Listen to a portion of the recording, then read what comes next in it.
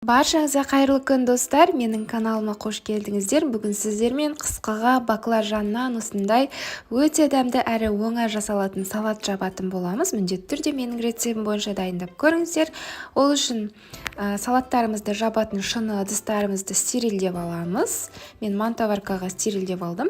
Және керекті заттарымызды дайындап аламыз. Бізге керегі сұйық май, тұз, қант, сарымсақ, ащы бұрыш, қызанақтар, баклажандар, сәбіз, болгар бұрышы және пияз.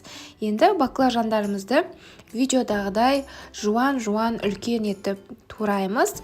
Егер ұсақтап турап жіберсеңіз, біз қазір салатымызды қайнатып пісірген кезде біздің салатымыздың құрамындағы көкөністер өте кішкентай болып қалады. Туралған баклажандарымыздың үстіне тұз сеуіп араластырып қойып қоямыз. Енді болгар бұрышында үлкен етіп, ірі етіп турайтын боламыз. Жаңаға айтқандай, біздің салатымызды пісіріп қайнатқан кезде көкөністеріміз өте кішкентай болып қалады.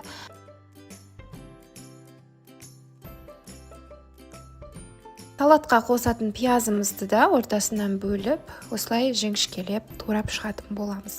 Қызанақтарымызды ет тартқышта немесе блендерден өткізгенге ыңғайлы болу үшін осылай 4 бөлікке бөліп алдым. Мен қызанақтарды блендерден өткіземін, сіз ет тартқыштан өткізсеңіз болады. Енді ащы бұрышымызды да жүзікше тәріздес етіп осылай турап аламыз.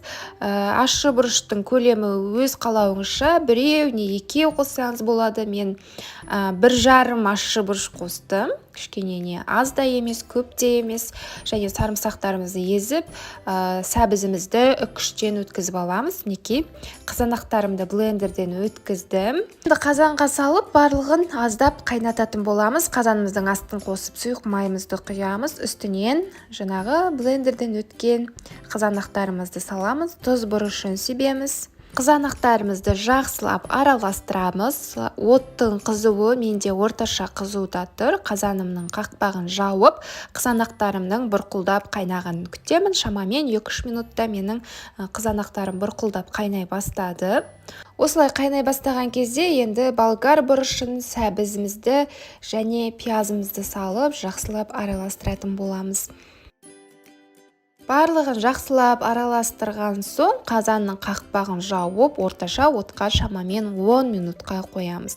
10 минуттан кейін қазанымыздың қақпағын ашып, енді баклажандарымызды салатын боламыз. Баклажандарды жаңа мен тұздап дайындап қойдым ғой. Енді сол тұздалып тұрған баклажандарды суда бір шайып аламын.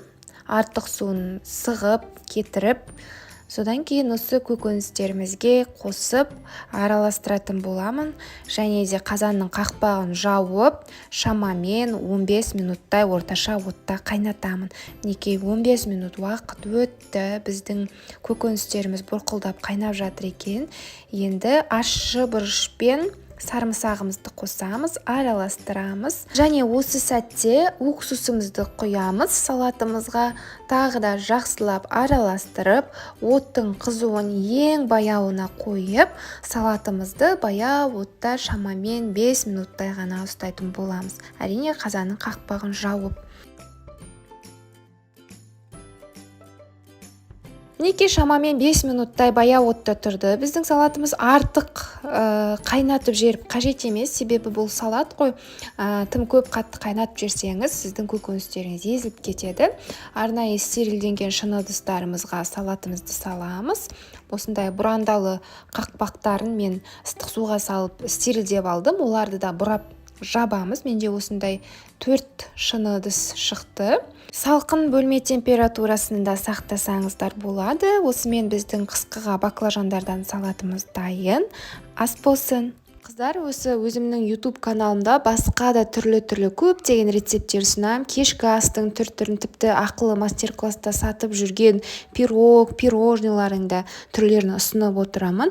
Ендеше басқа да видеоларымды қарап, ұнаса лайк басып кетуді ұмытпаңыздар.